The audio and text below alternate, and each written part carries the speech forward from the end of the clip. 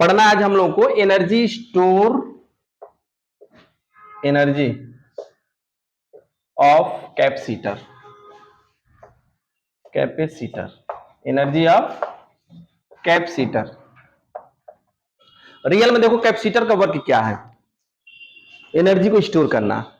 और एनर्जी किस रूप में स्टोर करता है, चार्ज के रूप में। यानी उसको जब हम चार्जिंग करते हैं तो उस चार्ज को स्टोर करता है। यानी एनर्जी जो स्टोर होती है वो किस फॉर्म में होती है, चार्ज के रूप में। जैसे मान लो कि अगर हमने दो कंडक्टर ले लिया, अनचार्ज है, दोनों पे कोई चार्ज अनचार्ज है, यानी दो कंडक्टर क्या है, अनचार्ज है। इसको मान लो प्लेट 1 और इसको मान लो प्लेट 2, ठीक है। अब इस पे हम जब चार्जिंग करते हैं तो मान लो माइनस क्यू चार्ज इस पे है और माइनस क्यू चार्ज से प्लस क्यू चार्ज ट्रांसफर हो रहा है किस पे, प्लेट 1 पे, और इस पे क्या हो गया, प्लस क्यू चार्ज।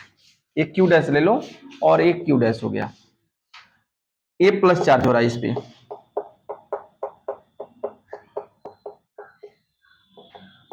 ये माइनस चार्ज है। चार्ज का ट्रांसफर किससे किससे हो रहा है, प्लेट 1 से प्लेट 2 पर, तभी ये माइनस चार्ज हो रहा है, ठीक है। इससे इस पे ट्रांसफर हो रहा है। मान लो ये, और ये चार्ज का जो स्टोर है वही एनर्जी के रूप में कैपेसिटर स्टोर करता है। मान लीजिए कि किसी क्षण, किसी इंस्टेंटेनियस टाइम, किसी क्षण इसमें से minus D Q dash charge इस पे ट्रांसफर हुआ, minus D Q dash charge इस पे से ट्रांसफर हुआ, ठीक है। और जब यहाँ पे एक चीज और जानते हो कि जब चार्ज ट्रांसफर होंगे, चार्ज जब ट्रांसफर होगा तो इन दोनों के बीच में पोटेंशियल प्रोड्यूस हो जाएगा। जब चार्ज दोगे तो इसका पोटेंशियल हाई होगा, इसका पोटेंशियल, क्योंकि चार्ज इस पे इंक्रीज होगी। तो अगर इनके बीच का पोटेंशियल डिफरेंस मान लो कितना, v डैश, तो v डैश इक्वल टू क्या हो जाएगा बताओ, q डैश अपॉन c। मान लो इसका कैपेसिटर कितना हो, c, तो जब q डैश चार्ज इसको दोगे तो इसका पोटेंशियल हो गया v डैश, और उसमें पोटेंशियल क्या हो जाएगा, v dash equal to q dash upon c। सही है, गलत दिखाऊं कि सही है, बोलो। सही है। क्या हो गया, v dash equal to q dash upon c हो गया। अब यहाँ पे जब minus D Q dash charge इसको दोगे तो एक स्मॉलेस्ट वर्क होगा, क्योंकि चार्ज जब ट्रांसफर करोगे तो चार्ज ट्रांसफर करने में एक वर्क होगा, और वो वर्क क्या होगा, बहुत ही स्मॉलेस्ट होगी, और उसकी वैल्यू क्या मान लो, डी डब्ल्यू इक्वल टू क्या हो जाएगा बताओ, v dash into D Q dash, v dash into D Q dash, या डी डब्ल्यू इक्वल टू क्या लिखोगे यहाँ पे बताओ, v डैश की वैल्यू क्या है, q dash upon c D Q dash. ये स्मॉलेस्ट वर्क है, क्या है, स्मॉलेस्ट वर्क है। टोटल वर्क कितना हो रहा है, अब इस चार्ज को मान लो किस चार्ज तक, आप मान लो शुरू में क्या था, अनचार्ज, स्टार्टिंग में कितना था, अनचार्ज, यानी जीरो चार्ज था। बाद में इसको चार्ज कहां तक किए बताओ, कहां तक किए, क्यू चार्ज तक, माइनस क्यू ए हो गया और ए प्लस क्यू चार्ज हो गया।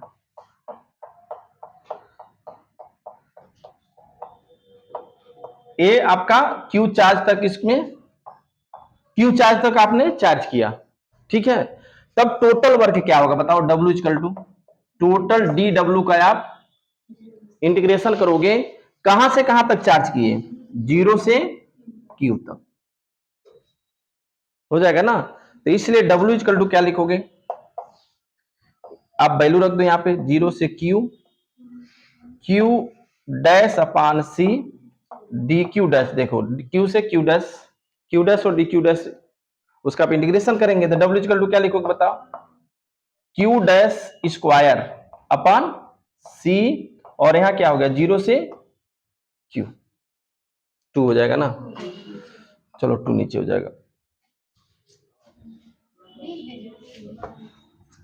तो इनफ कट कर देंगे, लिखा जा सकता है, इतना तो होता है मिस्टेक कोई नहीं। डब्ल्यू इक्वल टू क्या आ जाएगा फिर, क्यू डैश सी, क्या मिस्टेक हो रहा है, Q dash square upon two और अपॉन सी, ये हो गया आपका जीरो से क्यू, एक किसकी वैल्यू हो गई, डब्ल्यू की, या डब्ल्यू इक्वल टू क्या लिखोगे, क्यू की वैल्यू आप रखेंगे तो 1/2 क्यू स्क्वायर अपॉन सी, बाकी माइनस करोगे तो जीरो हो जाएगा। तो ये टोटल वर्क हो गया, ये क्या हो गया टोटल, और वही वर्क क्या होता है, स्टोर होता है किस रूप में, स्टोर किस रूप में, चार्ज के एनर्जी के रूप में, एनर्जी के फॉर्म में यही वर्क स्टोर होता है। यानी पोटेंशियल एनर्जी कहो या एनर्जी कहो, पोटेंशियल एनर्जी या एनर्जी के फॉर्म में यही चार्ज स्टोर होता है। और इसी को क्या कहते हैं, U equal to, capital U लिखते हैं, Q square upon 2c, U equal to Q square upon 2c। ये पोटेंशियल एनर्जी हो गया, यानी जो आप ये वर्क हुआ क्या करने में, चार्ज करने में। और यही चार्ज किसके रूप में स्टोर हो रहा है, एनर्जी के रूप में। इस एनर्जी कौन सा एनर्जी होगी, पोटेंशियल एनर्जी, और इसकी वैल्यू क्या हो जाएगी, क्यू स्क्वायर अपॉन 2c। बाकी क्यू इक्वल टू क्या पढ़े हो बताओ, CV, Q equal to CV। अगर ये वैल्यू इसमें रखते हो तो U इक्वल टू क्या आएगा, हाफ CV स्क्वायर, हाफ CV स्क्वायर। ठीक है, अगर V equal to Q upon C रखो तो क्यू वही आ जाएगा ना। अच्छा, और C equal to Q upon V रखो तो क्या होगा, अच्छा C equal to Q upon V रखोगे तो यहाँ क्या मिलेगा, तीन फार्मूला मिलता है, U equal to half Q upon C Q upon V into V square, एक V से एक V कैंसिल, तो U इक्वल टू क्या हो गया, half Q V, half Q V। तो यहाँ पे ये तीन फॉर्म हो गए एनर्जी के रूप में। कौन सी एनर्जी, पोटेंशियल एनर्जी, किसका, कैपेसिटर का।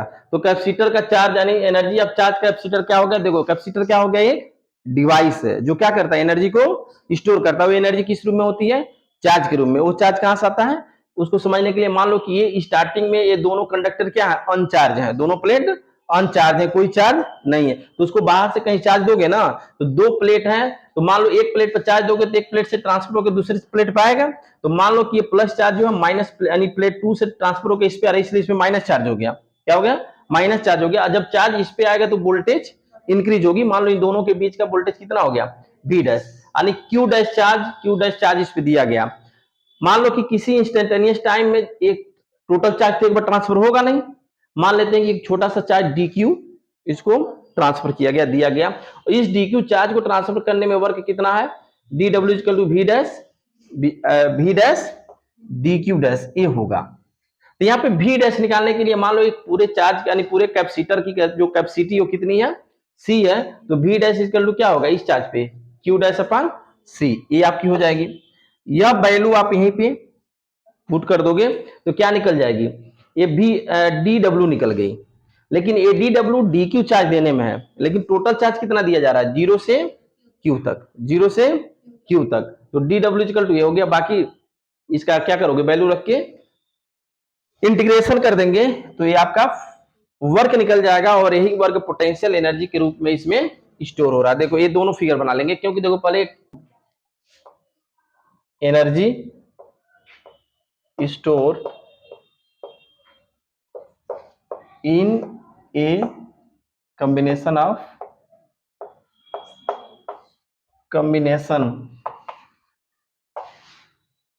Series capacitor.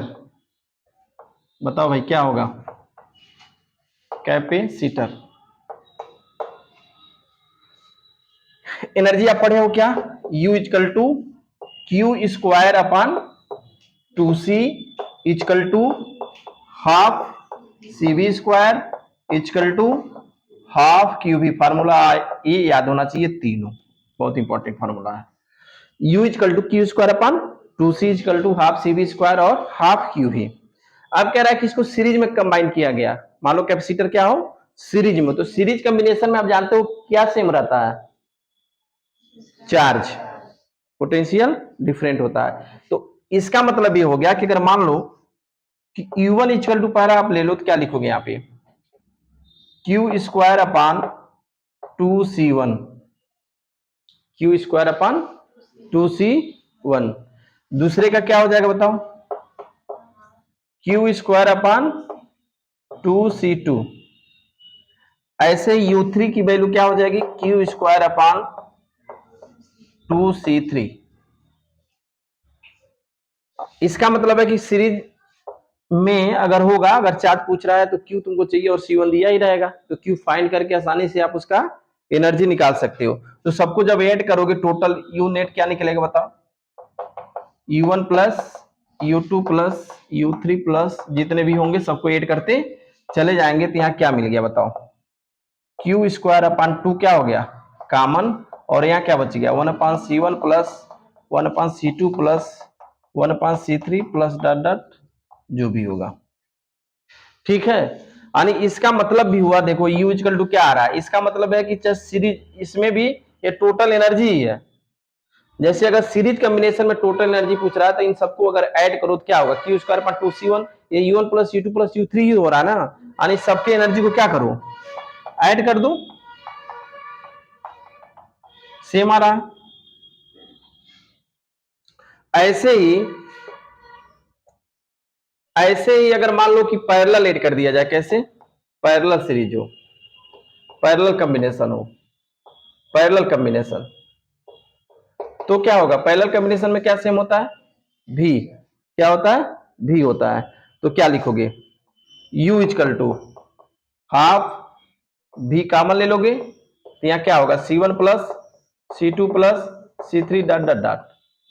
तो ये भी क्या हो जाएगा? इसके साथ मल्टीप्लाई करोगे क्या होगा? U1। इसके साथ मल्टीप्लाई करोगे क्या होगा? U2 plus U3। इसका मतलब पैरेलल हो या सीरीज कॉम्बिनेशन हो, पैरेलल हो या सीरीज कॉम्बिनेशन हो, अगर उसका एनर्जी टोटल पूछता है तो सबका ऐड हम कर देंगे। क्या करेंगे? दोनों कंडीशन में देखो टोटल एनर्जी का सम ही, जो अलग अलग कैपेसिटर का एनर्जी का सम ही टोटल एनर्जी के इक्वल हो रहा है। तुम लोग समझ पा रहे हो? क्या नहीं बोल रहे हो?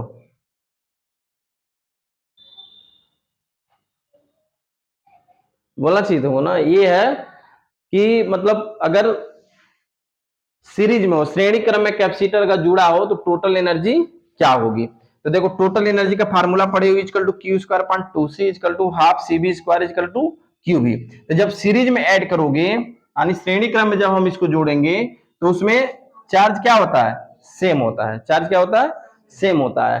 पोटेंशियल डिफरेंट होता है। तो हम एक इसमें ऐसा फार्मूला लेंगे जो क्यू सेम हो और C1 C2 होगा, क्योंकि यहाँ देखो भी लेंगे तो भी वोल्टेज अलग होगा, फिर प्रक्रिया वही अपनानी पड़ेगी, फिर भी की वैल्यू लिखोगे क्यू स्क्वायर अपॉन सी, बात वही हुआ। तो इसको जब लेंगे तो क्या होगा बताओ?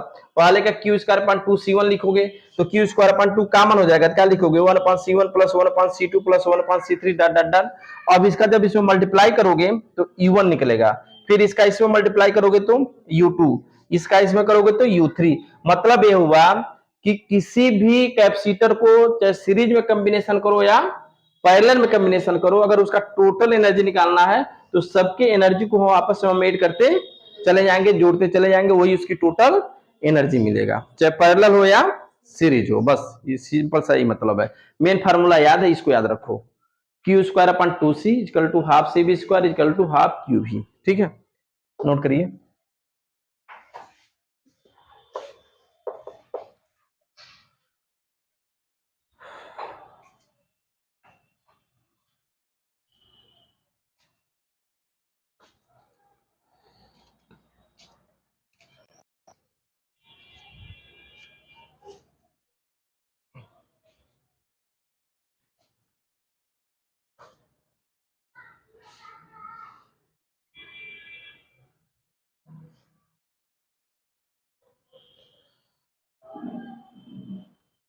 वो नंबर के हिसाब से बोर्ड में लिखने के लिए नंबर के हिसाब से उसका डिराइव करोगे। अगर एक नंबर में आएगा तो जो बता रहा हूँ उसे सीधे लिख देना, बाकी 2 नंबर में देगा तो दूसरा प्रोसेस अपनाना। जैसे मान लो एक पैरेलल प्लेट है, एनर्जी स्टोर हमेशा कैपेसिटर में 2 प्लेट चाहिए।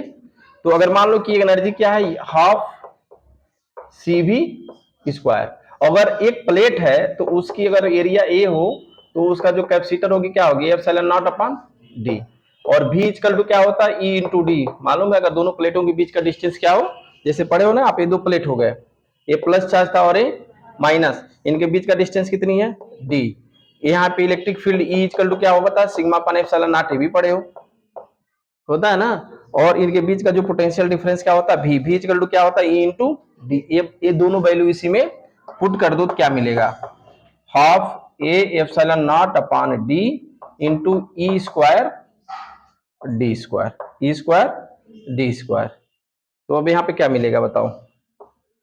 ए equal to half A epsilon naught, D से डी कैंसिल, इसको लिख सकते हैं क्या, epsilon naught E square A into D, यही होगा ना, U equal to half epsilon naught E square A into D.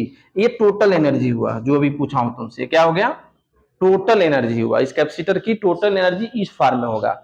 लेकिन जब पर यूनिट वैल्यूम में यानी एकांक आयतन में, किसमें, एकांक आयतन में कहोगे, तो एकांक आयतन में देखो ये एरिया इसका क्या है, ए, बीच का डिस्टेंस कितना है, डी, तो भी इक्वल टू क्या हो जाएगा बताओ, ए इंटू डी होगा कि नहीं, क्षेत्रफल गुणे दूरी यानी एरिया इंटू डी। तो पर यूनिट एरिया में जब एनर्जी निकालते हो तो उसी को कहते हैं यू, स्मॉल यू ले लो और इसको क्या लिखेंगे, भी।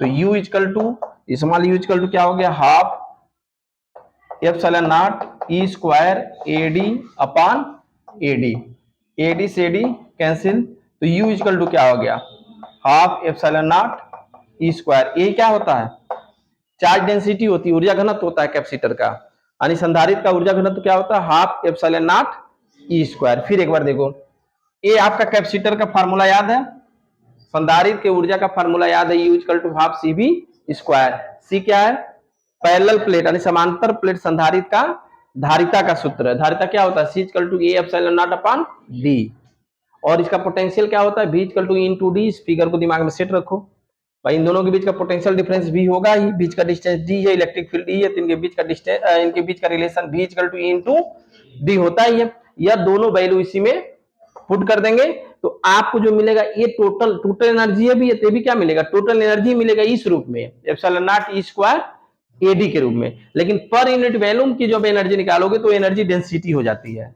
एनर्जी यानी एकांक आयतन में उपस्थित ऊर्जा की मात्रा। एक लाइन में आप लिख लेंगे, एकांक आयतन में उपस्थित ऊर्जा की मात्रा को क्या कहते हैं, ऊर्जा घनत्व, उसको स्मॉल यू से रिप्रेजेंट करते हो, तो इसलिए यू इक्वल टू क्या हो जाएगा, यू अपान भी, टोटल ऊर्जा अपान एकांक आयतन। वैल्यू रख के सॉल्व करोगे तो ये आपका आंसर आ जाएगा। ठीक है, तो लिख लो आप, एनर्जी स्टोर, तुम लोग लिखो एकांक आयतन में उपस्थित, आप लोग लिख लो एकांक आयतन में उपस्थित ऊर्जा की मात्रा, energy store in per unit volume, energy store in per unit volume is equal to energy density. एकांक आयतन में उपस्थित ऊर्जा की मात्रा को ऊर्जा घनत्व कहते हैं, अर्थात तुम लोग लिख लो यू इक्वल टू, ये फार्मूला लिख लो, यू इक्वल टू यू अपान भी, बाकी यहां से आप छाप लीजिए।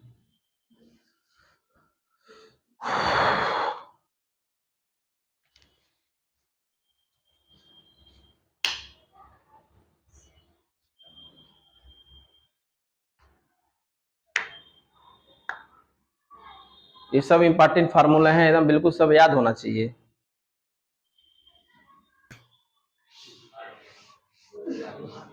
हाँ चलो देखिए, रीडिस्ट्रीब्यूशन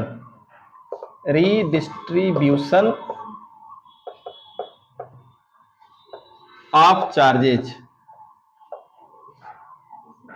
रीडिस्ट्रीब्यूशन ऑफ चार्जेज, आवेशों का पुनर्वितरण। हेडिंग लिखो आप, आवेशों का पुनर्वितरण,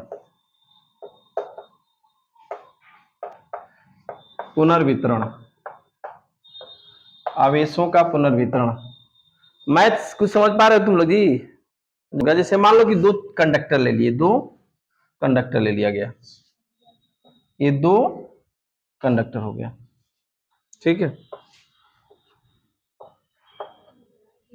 इस पे इसका कैपेसिटर ले लो कितना, C1, इसका इस पे चार्ज ले लो Q1, इस पे चार्ज ले लो Q2।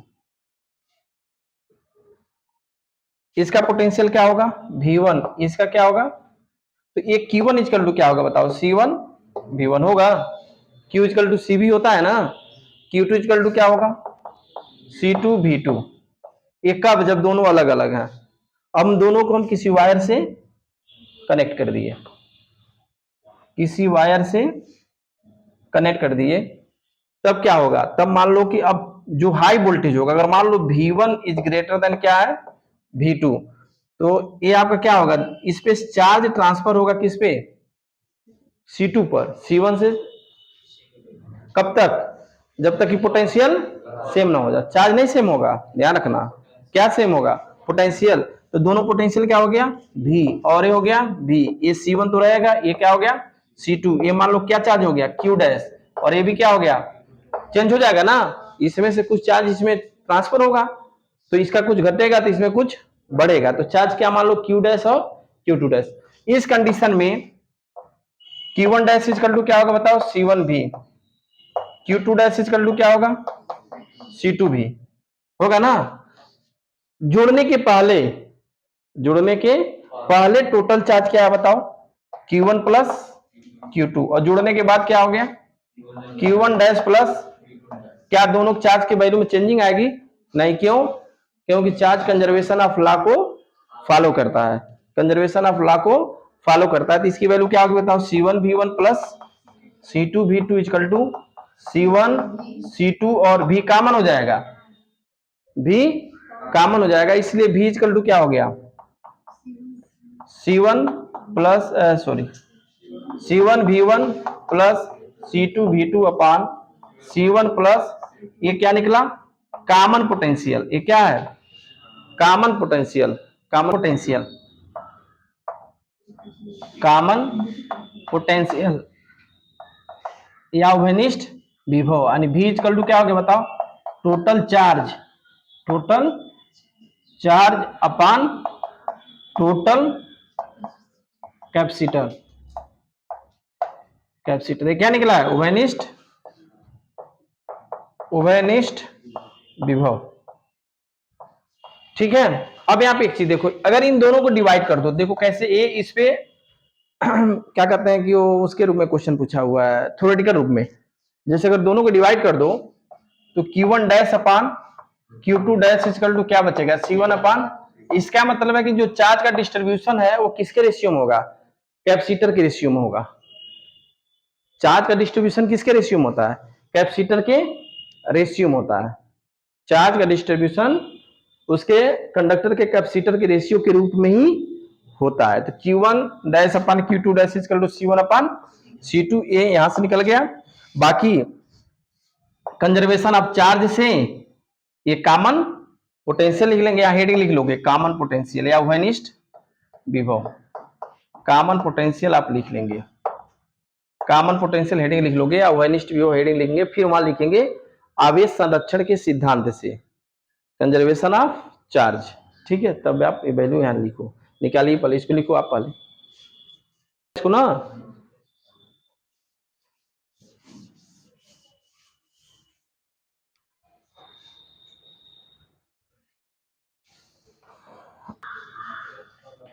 देखिए कैसे निकालोगे भाई बताओ आप, Q1 में से Q1 डैश को माइनस, क्योंकि इसमें चार्ज ट्रांसफर हुआ है, तो कितना चार्ज हुआ उसको हम ले लेते हैं डेल्टा Q, इक्वल टू क्या लिखोगे, Q1 माइनस Q1 डैश, हो जाएगा ना, तो डेल्टा Q इक्वल टू क्या लिख रहे हो, ट्रांसफर चार्ज लिख रहे हो, ट्रांसफर चार्ज कितना उस पर ट्रांसफर हुआ है निकाल रहे हो, delta Q equal to Q minus Q1 dash, Q1 की जगह क्या लिखोगे, C1 V1 minus C1 V, क्योंकि इस पे C1 V हो गया, या delta Q equal to C1 V1 minus C1 V की वैल्यू क्या रखोगे, C1 V1 plus C2 V2 अपान C1 प्लस C2, बोलो होगा ना, या डेल्टा Q इक्वल टू क्या लिखोगे यहाँ पे, इसका इसमें मल्टीप्लाई करोगे, एक तो एलसीएम हो जाएगा क्या, C1 प्लस C2, ये क्या हो जाएगा बताओ, C1 square V1, C1 square V1 होगा ना, प्लस C1 C2 V1, अरे पहले C1 का हम दोनों में किए हैं, फिर क्या हो गया बताओ,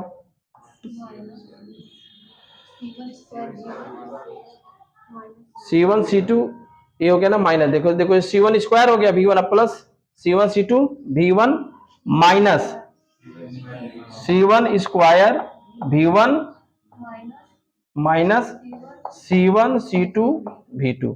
अब देखो इसमें क्या हो रहा है, कुछ कट रहा है क्या, क्या कट रहा है, C1 स्क्वायर V1, ये दोनों हो गया कैंसिल, तो बचा क्या, delta Q equal to C1 C2 common ले लो, यहाँ क्या बच गया V1 माइनस V2 अपान C1 प्लस C2।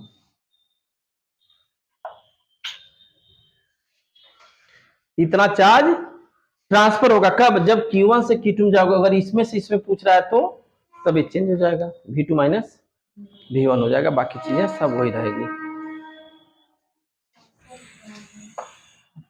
आवेश का स्थानांतरण, हेडिंग लिखोगे तुम लोग आवेश का स्थानांतरण, तुम लोगों के ट्रांसफर चार्ज।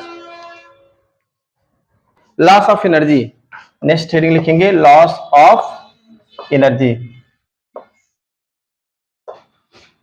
ऊर्जा ह्रास।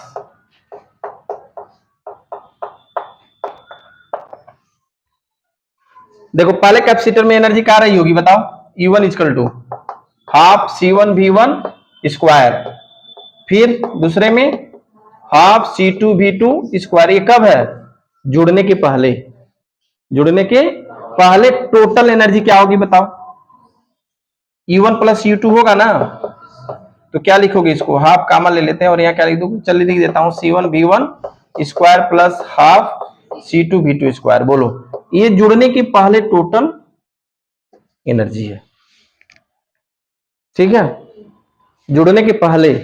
जुड़ने के बाद क्या लिखोगे बताओ, U डैश 1 लिख देते हैं, इसकी वैल्यू क्या हो जाएगी बताओ, हाफ C1 V स्क्वायर, और दूसरा U2 डैश इक्वल टू क्या हो गया, half C2 V square.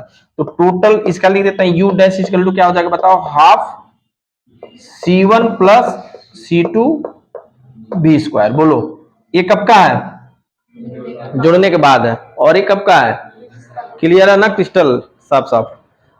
Total energy कितना हुआ बताओ, delta U equal to U minus U dash, U minus U dash, क्योंकि पहले एनर्जी अधिक था तब जाके इसमें लॉस हुआ, तो पहले वाले से माइनस करोगे, तो डेल्टा U इक्वल टू क्या लिखोगे बताओ, half C1 V1 square plus half C2 V2 square minus half C1 plus C2 V square. V square की वैल्यू रख देता हूं कितना बताओ, C1 V1 plus C2 V2 अपान C1 प्लस C2 का होल स्क्वायर। या डेल्टा U इक्वल टू क्या करो, हाफ कॉमन ले लो, क्या कर लिया जाए, हाफ कॉमन ले लिया जाए, तो यहां पे एलसीएम क्या हो जाएगा टोटल, C1 प्लस C2 लिख दे रहा हूं, बोलो ठीक है ना, हाँ स्क्वायर ले लो, चलो एक कैंसिल कर देते हैं इसका, इससे ये एक कैंसिल हो जाएगा, एक तुम्हारा, इसको हम अलग अलग लिख देता हूं, इसको ऊपर स्क्वायर और इसका स्क्वायर, एक हो गया कैंसिल, क्या बच गया C1 प्लस C2। अब C1 प्लस C2 का इसमें मल्टीप्लाई करोगे तो क्या लिखोगे, C1 square V1 square plus C1 C2 V1 square, फिर अब इसमें करोगे plus C1 C2 V2 square plus C2 square V2 square. बोलो ये क्लियर है। अब इसके बाद क्या बचा, A square plus B square plus 2ab, इसको तोड़ दो तो क्या लिखोगे, माइनस ए स्क्वायर प्लस यानी minus B square, A square plus B square plus यानी minus 2C1 C2 V1 V2। ये हो गया आपका। बताओ क्या क्या कट रहा है इसमें, C1 V1 square, C1 square V1 square, C2 square,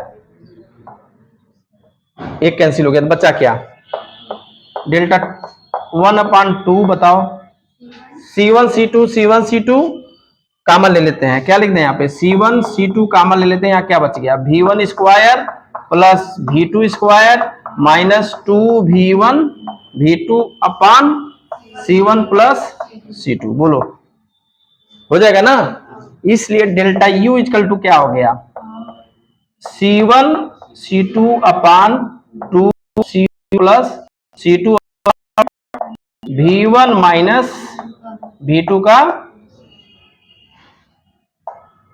energy loss हो गया।